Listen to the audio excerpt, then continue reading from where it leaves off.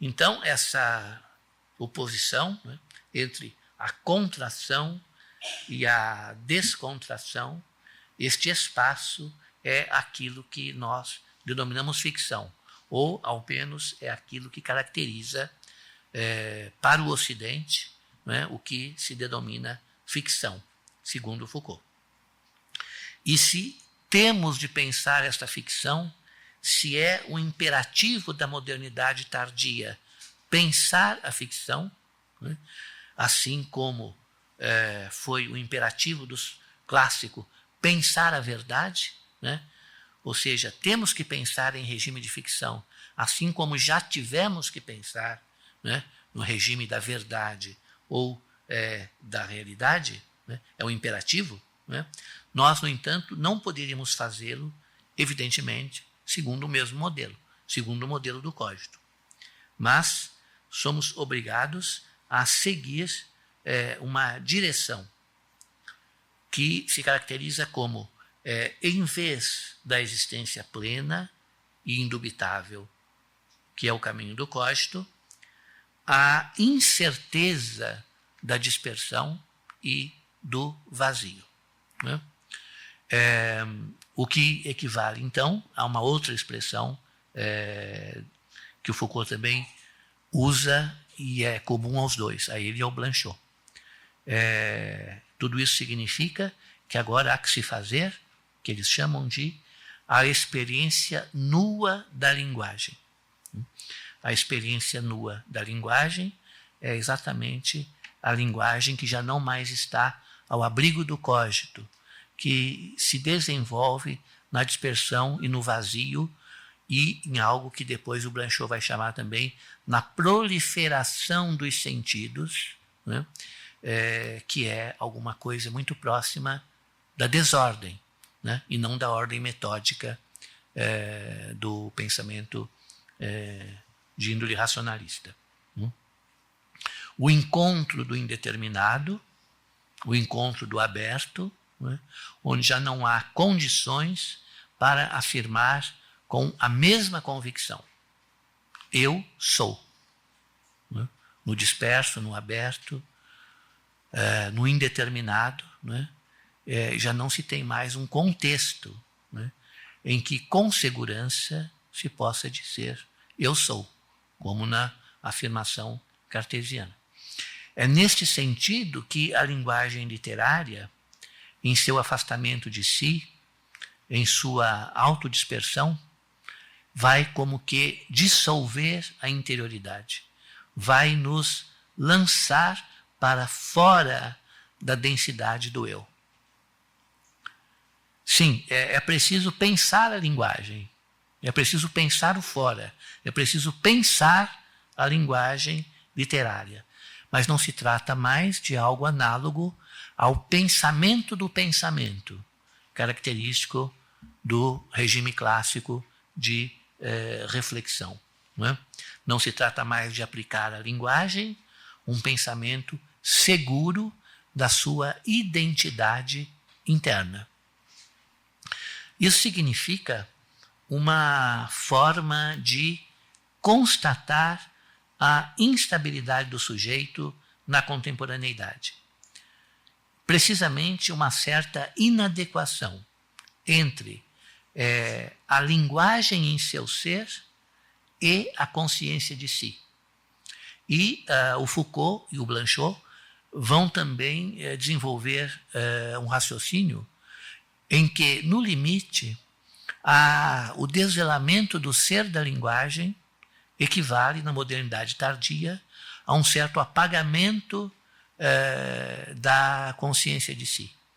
Nesse sentido, então, temos que pensar que a descoberta ou a redescoberta da linguagem, né, os tais giros, né, de que se falam tanto na filosofia analítica quanto em outras vertentes francesas, né, da filosofia, isso está colocado neste cenário que se desenha entre a descoberta do ser da linguagem e a consciência de si. Depois de descobrir o ser da linguagem é possível manter a consciência de si? Ou seja, depois de descobrir que a linguagem não é apenas um atributo do sujeito, que a noção de expressão não dá conta do ser da linguagem, e, portanto, ele não deriva desta consciência soberana, ainda é possível manter a consciência de si, tal como, ou com aquela mesma segurança, não é, do regime cartesiano. E essa crise, não é, que se delineia, então, dessa maneira, ela também aparece em outras formas culturais de observar o mesmo problema. E o Foucault cita a psicanálise, a etnologia e a linguística, exatamente porque você tem ali uma reconfiguração do sujeito que equivale a uma certa desconstrução do sujeito clássico ou tradicional. Na psicanálise, como sabemos, por essa possibilidade da estranheza interna do sujeito a si próprio, né?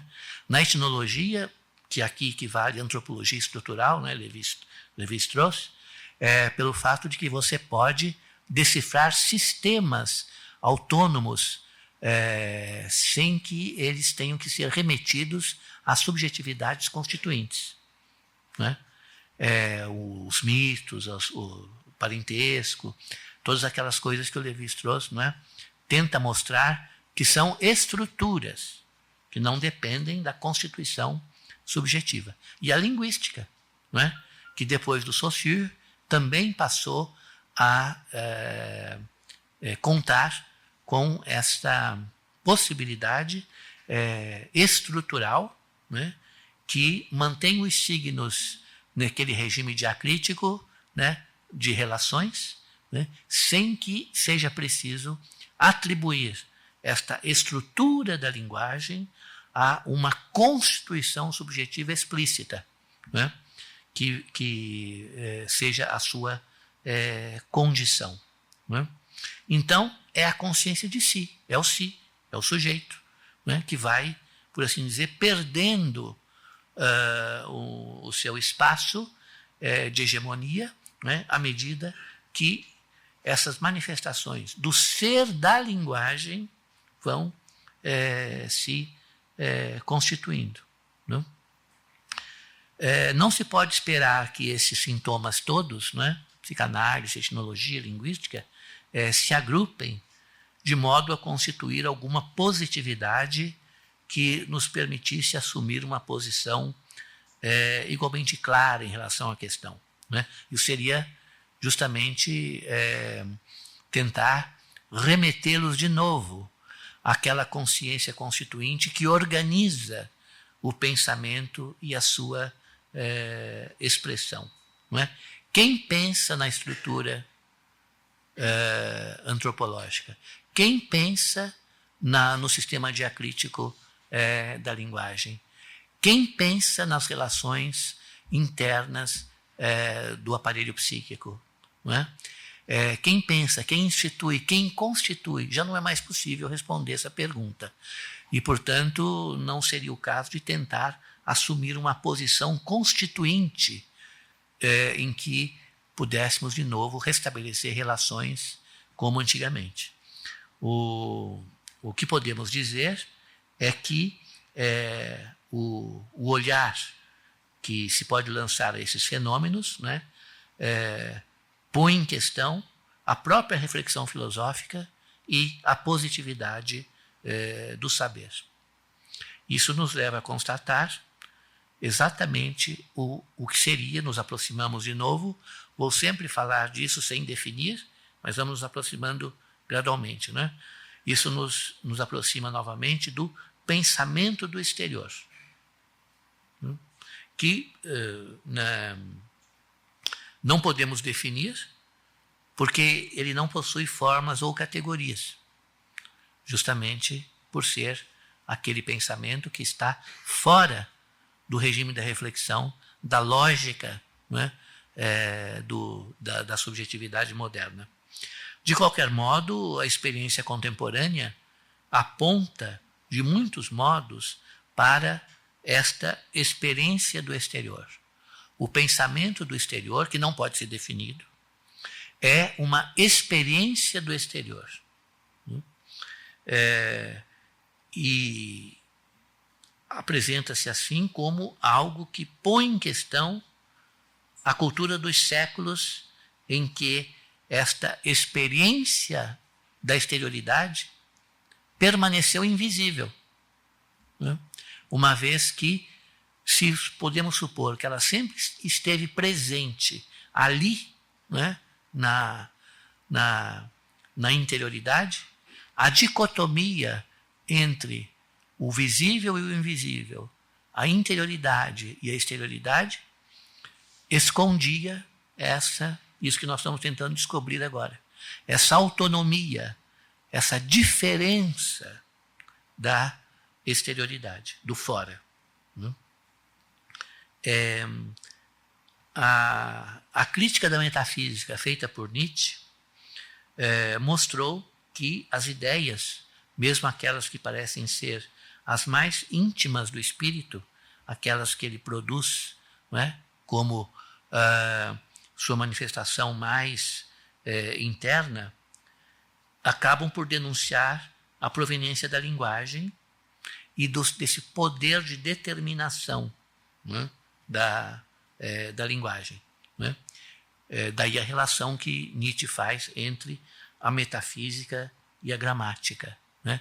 A vinculação entre a metafísica e a gramática não é mais do que a sublimação da linguagem para que nós possamos entender isto que aparece fora de nós como alguma coisa que provém do mais íntimo da nossa alma, do mais íntimo da nossa reflexão, ganhando assim, portanto, aquela dimensão metafísica ou transcendental que a filosofia tentou conservar. Não é? Mas é a autonomia do exterior, não é? Que deve desvincular, portanto, este fora, não é? Que não pode, portanto, rigorosamente ser considerado como expressão. Vamos voltar a falar da presença, não é, de Mallarmé nessa reflexão, tanto do Foucault quanto do Blanchot. Mas vocês já podem notar, pelo pouco que dissemos até aqui, não é, que um outro exemplo que poderia ser dado nessa mesma direção é a autonomia do livro. O livro, né, de Mallarmé. Aquilo que ele diz, tudo se dirige ao livro. Tudo existe em função deste livro, que há de aparecer, não ser criado, nem constituído, nem pensado, né?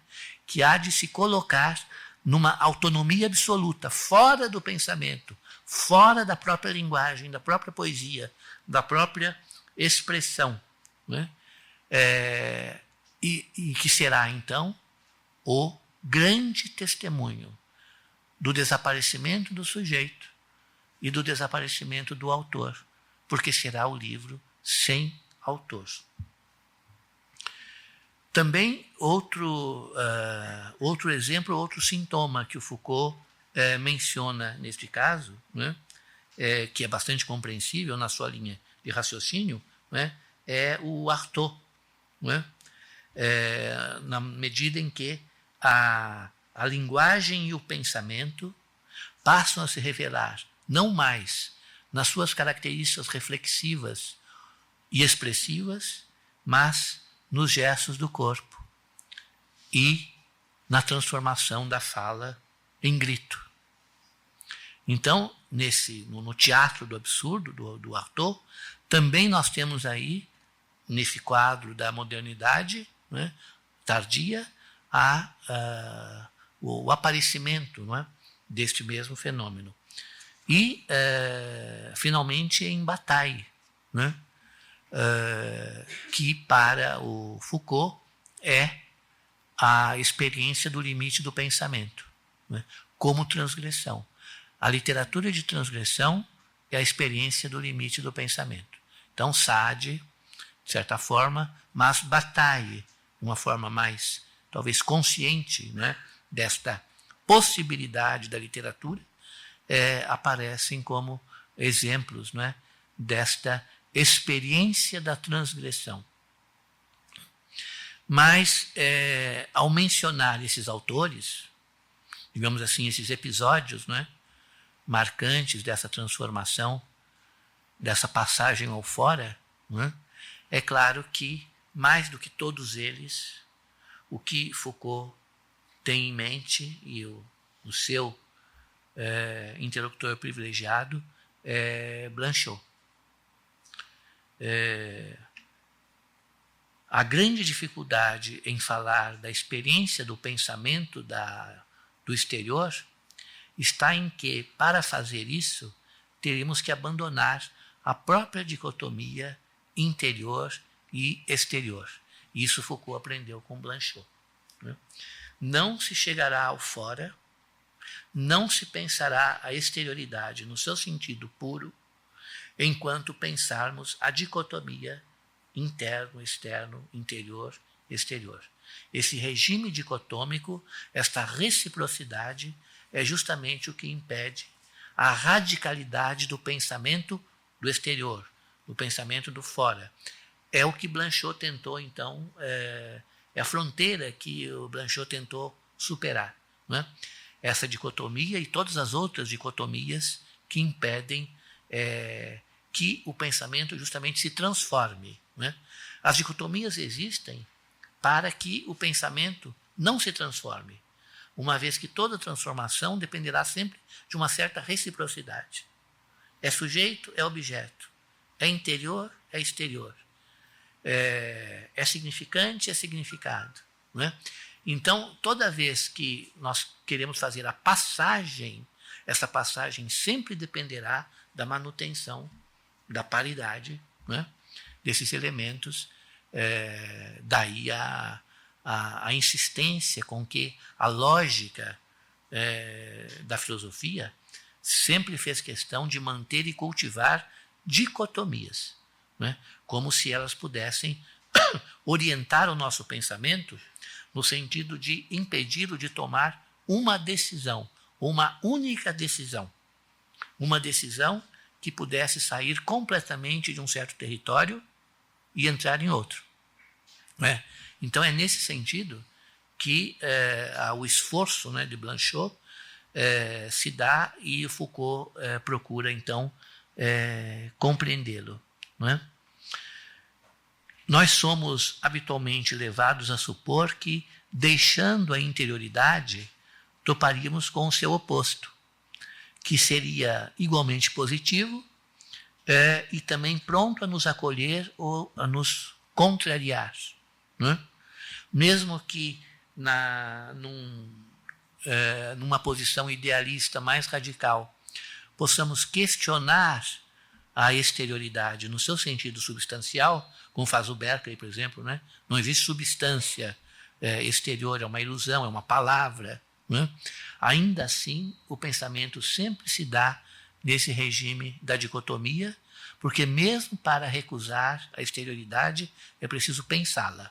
Né?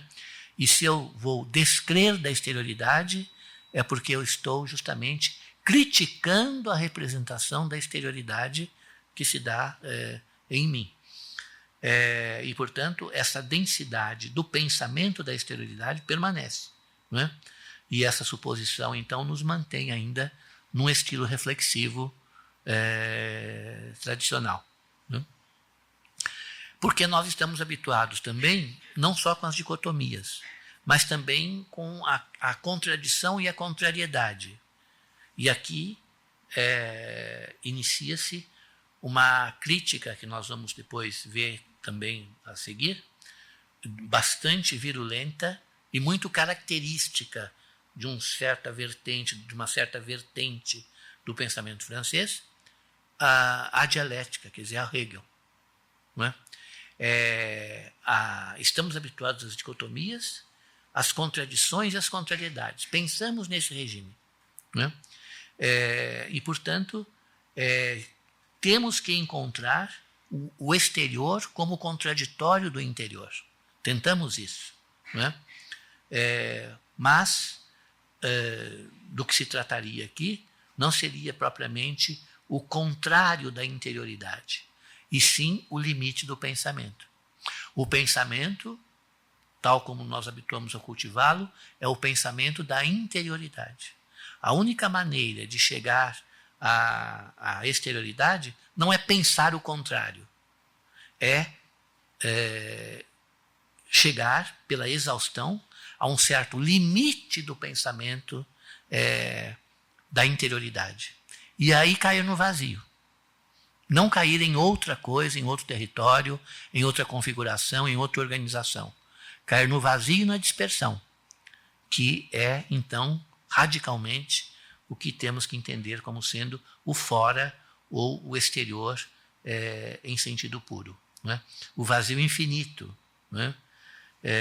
Em que o pensamento se perde enquanto linguagem que se afasta de si, justamente. Né?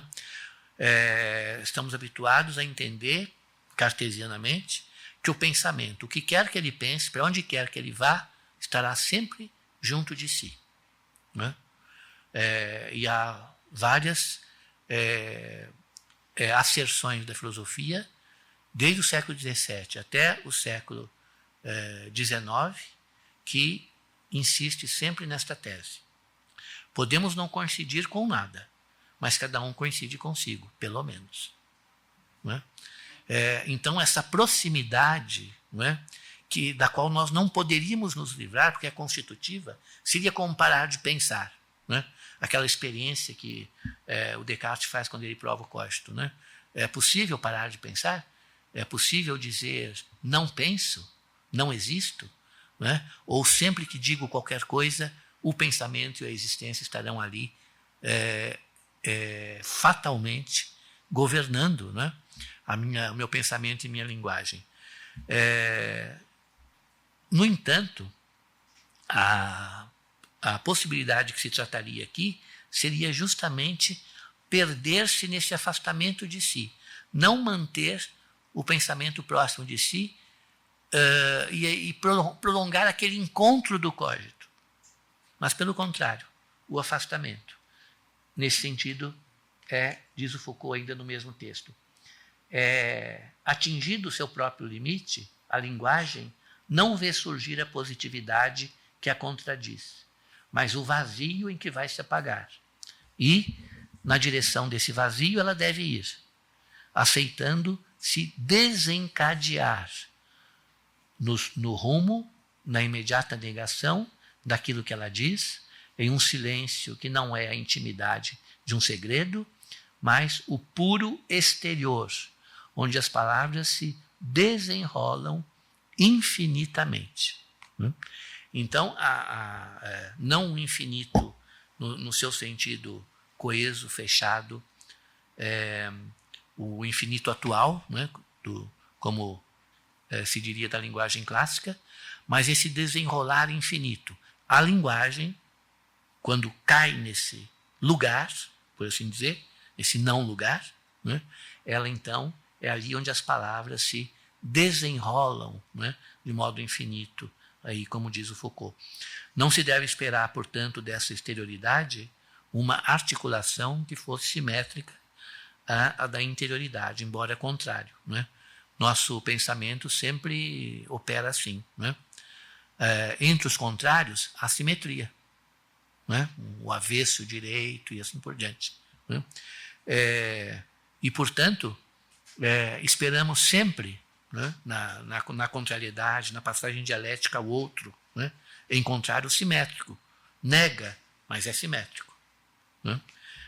E, portanto, aí não haveria essa simetria, nem confirmações, nem infirmações, nem mesmo verdade ou falsidade.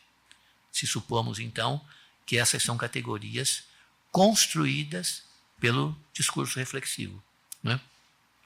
O que, então, está sendo chamado aqui de vazio, né, não significa que a exterioridade seja a mera desarticulação da interioridade. Ou seja, não é um vazio que ainda pudesse ser pensado como o contrário do pleno. estaria em independência, né, daquilo que ele contraria. E haveria, nesse caso, então, uma espécie de continuidade básica da experiência, né?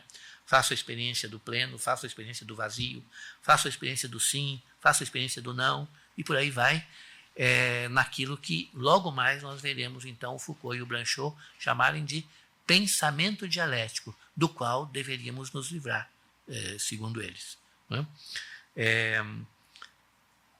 Essa interioridade, portanto, não viria a confirmar coisa alguma dessas dicotomias, não é? Não viria a negar ou a afirmar qualquer coisa acerca da exterioridade, não é? O que se constata, então, há uma outra experiência radical, que o Blanchot chamará, não sei se vamos chegar a isso hoje, mas com certeza na próxima aula, essa outra experiência será a experiência do outro, da alteridade radical, muito semelhante, aliás, isso é comprovado, né, ao pensamento do Levinas, né, que tenta então chegar a essa alteridade radical. Quer dizer, outra experiência aqui é aquela diferença radical que o Deleuze já vinha, né, nos seus primeiros livros cultivando, e das quais o Foucault se baseou muito, se beneficiou muito na leitura da lógica do sentido e assim por diante, né? Então, a passagem daquilo que poderíamos chamar de verdade do pensamento à linguagem de ficção. A passagem da interioridade à exterioridade e a passagem desse discurso da verdade. O Foucault também diz discurso de verdade, mas o de aí é no sentido de produção, né? Discurso que produz verdade, né? Para a ficção. Sem que esta passagem pudesse ser vista na forma de qualquer tipo de oposição categorial ou diferença formal, mas uma diferença real, não é? Aquela que o Deleuze, a essa altura, também já está pensando, não é? Uma diferença real ou tão real quanto possa ser a diferença entre o real e o irreal. É claro, quando falamos em realidade e ficção, vamos ter que lidar com esses termos, né? O que é real, o que é irreal. Mas também os significados desses termos terão que ser alterados, né? E deslocados, por assim dizer, para que não venhamos, então, a repetir, a reiterar as dicotomias tradicionais, entre as quais está essa, né? Verdade e falsidade, realidade e irrealidade, ou fantasia, ou imaginário, o que quer que seja, não é? Então, a questão que torna difícil essa passagem, né, é que justamente quando nós transitamos pelo pensamento governado pelo princípio do cogito, por essa unidade, por essa coesão, né, por essa coerência, né, e de repente, então, podemos ser lançados, né, no vazio da exterioridade, né, claro que a experiência do fora, nesse caso, ela se assemelha muito a uma experiência do desfalecimento do pensamento, né? E o Blanchot usará palavras fortes desse tipo, né? Desfalecimento, pobreza, miséria, insuficiência, né? Que estarão presentes na ficção, mas justamente como aquilo que vai constituí-la na sua diferença em relação a essa arquitetônica forte, não é? Bem feita do pensamento reflexivo, não é? Então, parece que passamos de uma atividade, né, muito produtiva, né, que seria a reflexão, para uma passividade, para algo negativo, não é? E isso é verdade. Mas seria preciso entender essa negatividade de modo também radical. Radical aqui, então, quer dizer não dialético. Né? E aqui, então, também quer dizer anti-hegeliano. Né? Ou seja, na pura exterioridade infinita em que as palavras se desenrolam, não há lugar para uma negação dialética, ou seja, para aquela negação que depois será reintegrada na afirmação absoluta do Espírito Absoluto. Né? E que, portanto, é uma espécie de negação provisória, uma negação que faz parte, é uma etapa, né? Mas que será reintegrada numa realidade afirmativa que vai se colocar, então, como totalidade. Né? Nesse sentido, ainda o Foucault diz, negar dialeticamente é fazer entrar o que se nega na interioridade inquieta do espírito.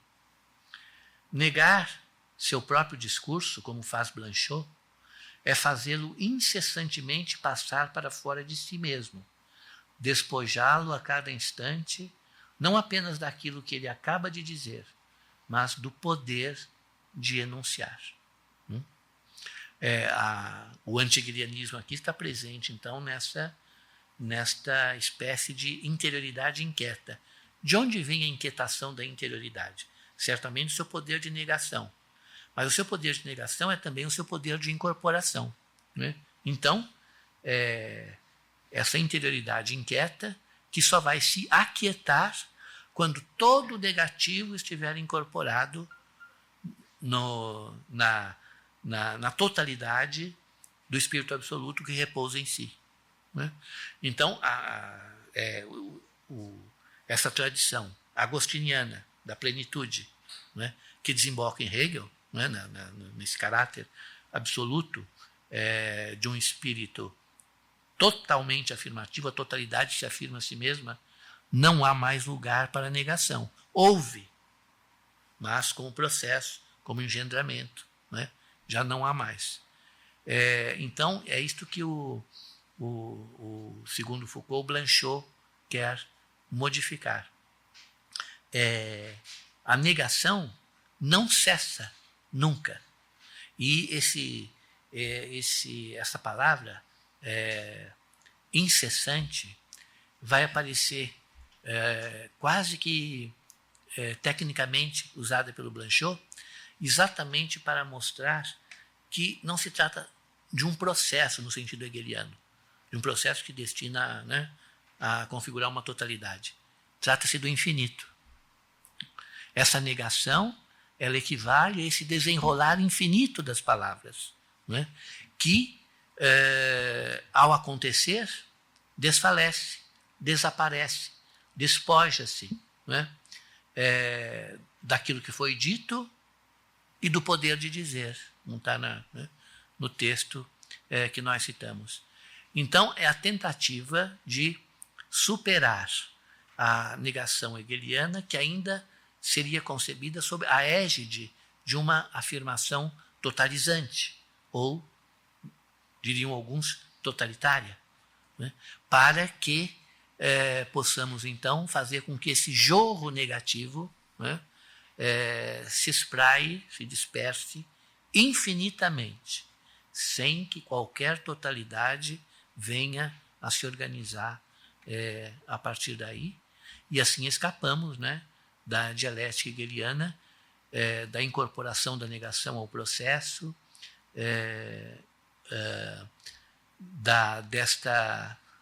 desta concepção da inquietude do espírito, né, que visa o absoluto como autorrealização, que visa, dessa maneira, a interioridade absoluta.